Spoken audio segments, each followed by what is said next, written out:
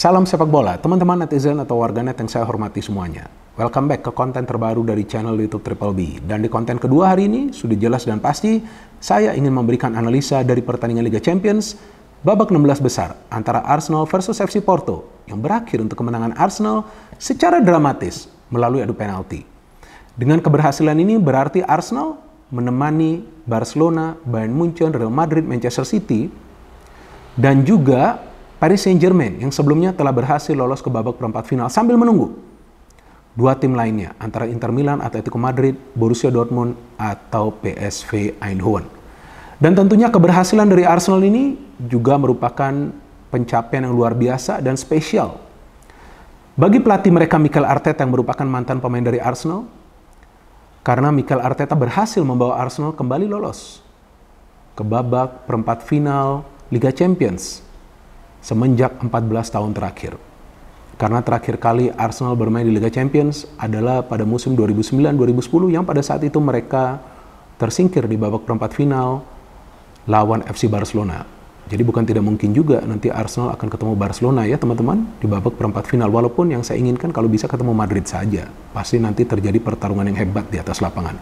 But anyway, ini bukan kemenangan yang mudah bagi para pemain Arsenal. Bukan karena mereka harus menang melalui adu penalti, enggak juga. Dan walaupun secara permainan Arsenal mendominasi jalannya pertandingan, saya juga tidak melihat mereka bisa menciptakan banyak peluang yang berbahaya. Palingan ada 4 atau 5 yang berbahaya. Artinya dari segi taktik sebetulnya nih, Porto unggul. Karena para pemain Porto bisa membuat para pemain Arsenal itu frustasi. Dan membuat para pemain Arsenal itu kehabisan tenaga. Karena ketika memasuki babak extra time, tampaklah para pemain Arsenal sudah gak bisa lagi bermain dengan high tempo.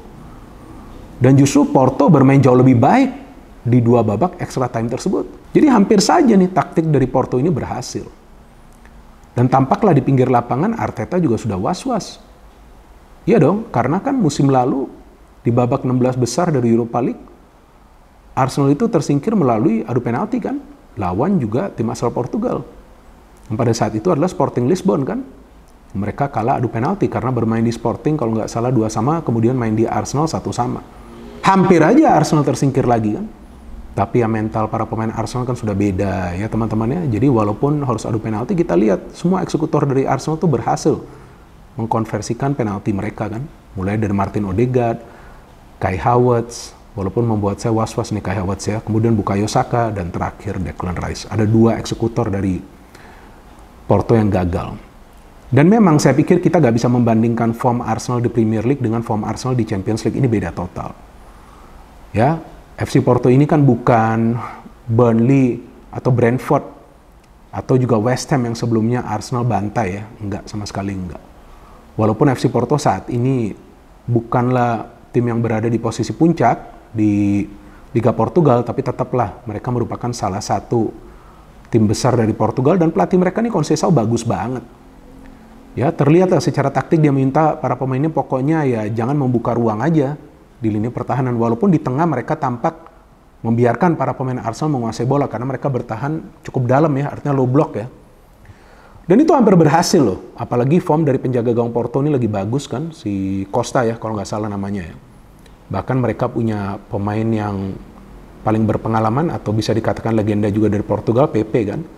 Yang bagus juga main di match ini, dia ada satu kali tuh melakukan haluan yang sangat krusial itu ketika Ben White memberikan umpan ke tiang jauh yang hampir saja disambar oleh Havertz.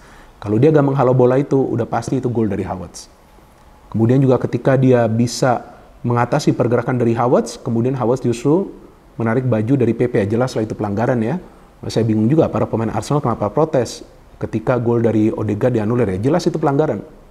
So it was not an easy game.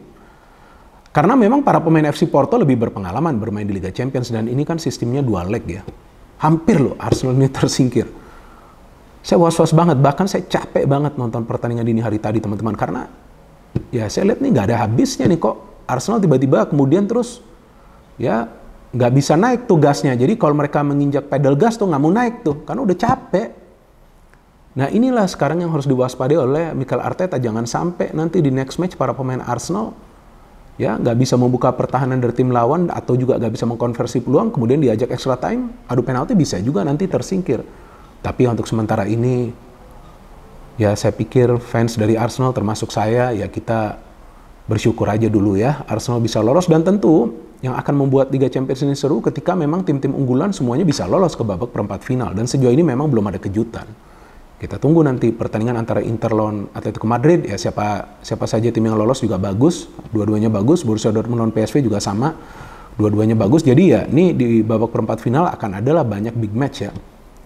Tapi yang saya heran di pertandingan dini hari tadi ya, kok saya melihat bahwa Bukayo Saka ini agak sulit banget ya untuk bisa lepas kawalan dari para pemain FC Porto. Oke lah dia 1-2 kali lepas, tapi setelah itu dia dikunci loh. Dia dikunci benar-benar pergerakannya, walaupun dia kemudian bisa mendapatkan 2 peluang yang berbahaya ya, tapi dia benar-benar dikunci. Sedangkan Trossard, oke, he scored the goal, tapi selain gol itu juga dia sulit banget untuk bisa mendapatkan ruang ya. Dan saya pikir peran dari Odegaard ini sangat besar di pertandingan dini hari tadi. Luar biasa pemain ini. Belum lagi Declan Rice. Jadi saya melihat lini tengah dari Arsenal ini solid banget. Dengan sekarang adanya Jorginho, Declan Rice, dan juga Odegaard. Saya harapkan Arteta gak ganti nih trio ini di tengah nih. Ini udah yang paling bagus nih. Jangan sampai nanti dia masukin lagi pemain-pemain lain ketika 3 pemain ini fit. Dan dia juga melakukan satu perubahan di line up kan. Dari pertandingan sebelumnya lawan Brentford, yakni David Raya yang kali ini bisa bermain, dan bagus juga David Raya yang main kan, dia melakukan 2 save dari penalti itu. Dan memang kita lihat bahwa the problem for Arsenal is when they face a defensive team. Oke, ketika mereka lawan tim yang memang defensif, mungkin juga nih pelatih dari Porto, Sergio Conceição juga menonton pertandingan Arsenal lawan Brentford yang hampir saja Arsenal gak menang kan. Betul gak? Hampir saja Arsenal gak menang. Mungkin dia juga nonton, jadi dia pakai taktik yang serupa gitu. Dan Porto ketika serangan balik gila juga loh. Beberapa kali hampir mencetak gol. Bagus juga nih form dari David Raya. Tapi saya melihat para pemain Arsenal yang di pertahanan ini ya, 2 fullback ini aduh ngeri banget loh. Mereka ketika naik ya support play-nya bagus. Jadi sekarang saya melihat Ben White, Kiwior atau juga Zinchenko ketika masuk mereka sudah matang banget. Mereka juga jarang out of position dan mereka bisa memberikan support play yang sangat baik. Jadi itu juga yang bisa mengurangi beban dari Saka dan juga Trossard. Ketika Saka dan Trossard ini sulit ya masuk ke ruang pertahanan dari tim lawan ya, kali ini lawan Porto ada 2 pemain fullback ini yang bisa masuk. Jadi ini permainan dari Arsenal sudah beda, dan jelaslah mental dari para pemain Arsenal sudah kuat. Tinggal sekarang bagaimana para pemain Arsenal bisa bermain lebih sabar lagi ya. Sebetulnya main high tempo itu gak masalah, tapi kalau kita nginjek gas terus ya, takutnya nanti akan ketemu tembok. Nah ketemu tembok, kena hantam sama tembok ini, nah takutnya nanti loyo. Seperti yang terjadi juga di babak extra time, yang tadi sudah saya jelaskan. Tapi ya kita lihat, bahwa biar bagaimanapun, ya para pemain Arsenal memang jauhlah kualitas secara individu dan juga kualitas permainannya unggul daripada FC Porto. Walaupun dari segi taktik, seperti yang tadi saya katakan, sebetulnya nih Porto lebih unggul. Tapi secara permainan, Arsenal bagus mainnya. Tapi kan percuma juga kalau udah main bagus, kemudian ternyata adu penalti, kalah, seperti yang terjadi kan di babak 16 besar Europa League yang tadi sudah saya jelaskan. Jadi ini paling penting bagi para pemain Arsenal, mereka harus main sabar aja. Dan saya harapkan Martinelli bisa cepat pulih kembali, dan Trossard ini ya gak ada salahnya juga nanti jika dimainkan, tapi kalau bisa ya dia dimainkan sebagai backup plan. Ya karena saya kerasa banget absennya Martinelli itu di pertandingan dini hari tadi. Walaupun Trossard mencetak gol, it's a good goal. Saya tidak mengatakan Trossard tidak bermain bagus, tapi let's say Martinelli ini berada ya di bangku cadangan, yang mungkin dia tidak 100% fit, dia di bangku cadangan dulu, kemudian dia masuk, bisa lebih gila lagi permainan Arsenal. Artinya nanti akan ada keseimbangan antara kiri dan kanan, dan juga jika Martinelli main dari awal deadlock, bisa juga Trossard masuk. Jadi ini harus ada pilihan lain bagi Arteta di wing sebelah kiri nih. Ya nanti kita tunggu saja Arsenal ketemu tim mana, tapi kalau bagi saya kemenangan dari Arsenal ini adalah karena para pemain mereka tidak menyerah, walaupun di babak extra time mereka sudah kewalahan.